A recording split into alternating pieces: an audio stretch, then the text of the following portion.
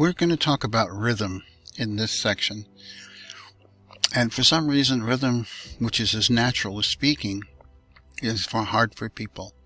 I can understand if English is a second language for you. This is a very, very inflected language. In other words, there's lots of stresses and pauses. And that's basically what you're looking for here.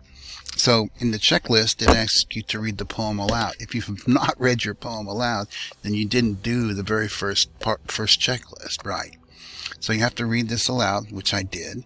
Then it asks you to mark all the syllables which have speech stresses. For example, in the first line, no one we knew, no one is stressed and unstressed. No one we knew is stressed, had ever, E and ever is stressed. Stopped is stressed, and train is stressed. So you just go through and guess it. Sometimes you have to guess. Sometimes it's a personal preference. Sometimes it's just the way you personally talk. You would stress it, somebody else might not. But as you go through it, you begin to discover some interesting patterns. And what you want to do is, for example, you want to look for repetition. And first thing you might look for are the number of syllables in a line. So one of the things I did on my copy of my poem is I simply counted the syllables in every line. And while there might be some patterns in there, just on its surface it doesn't look like it. Sometimes that's the way it goes. The poet didn't intend there to be something there, and there's nothing there. Sometimes the poets unconsciously do things. Those are the amazing poets. So, that's part of the checklist. Count the syllables in each line. Are there some patterns that strike you? Yes, there are. Let me just point out a couple of here. Up on with stuffed, right here, stuffed with crumpled newspapers.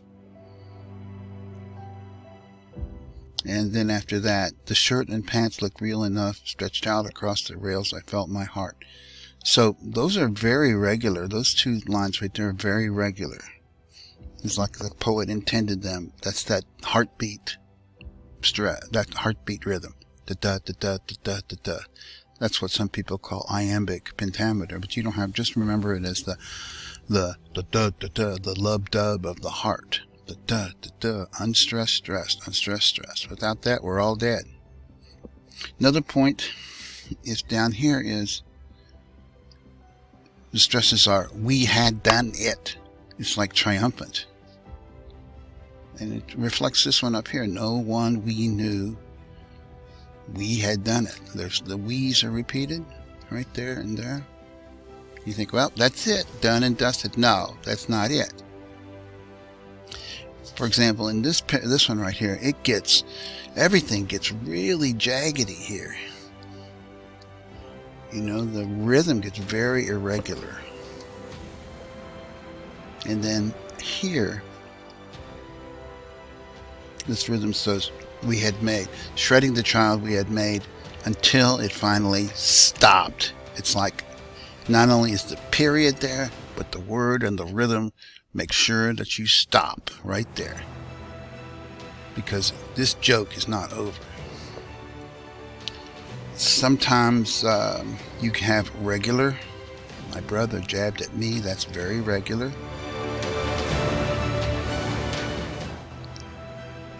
And then down here, over the gravel from our joke. That's very regular as well. Okay? The rhythm's very regular. Why is that? Well, maybe it's to draw attention to the fact that this is nothing regular at all. Down here, and these are just observations I'm making, but morning seemed too long ago, and the man was falling, sobbing to his knees. I think this rhythm mimics the action here. But morning seemed too long ago. So this is a recalling of something from memory. But this seems like a long time ago. And the man was falling, sobbing to his knees. That's the rhythm of the man heaving up and down, crying, and then eventually falling to the ground and in the rhythm of a sob. I think that's what that's all about. I think it's quite brilliant. And then down here, this is the joke. This is the consequences of the joke. Remember, we started the poem up here, right here, and this is the punchline of the joke, but it turns out no. Here's some more of the joke, and here's some more of the joke, and down here it's the ultimate joke is on the reader, right? And the rhythm there is his hands covering his ears, his face pressed tight to the ground. And that face pressed tight to the ground, that rhythm there is of a face pressed tight to the ground. A lot of interesting stuff in this poem rhythmically. I'm still looking at it closely, and I think the rhythm of the poem is used by the poet to try to make the point that I've made throughout, is that this poem is not about it's not only about stopping a train. It's also about being a poet, you know. And as I said earlier, you can't cover your ears. Once you've read this poem, you can't, cover your ears and go into the fetal position. You have to acknowledge it exists. And I think that's one thing that poetry does, is that it's about being honest, totally, brutally, and completely honest, and being thoroughly, use all the tools at your disposal to make the reader, to control the reader, to get them to do and feel and smell and taste and experience exactly what you want them to.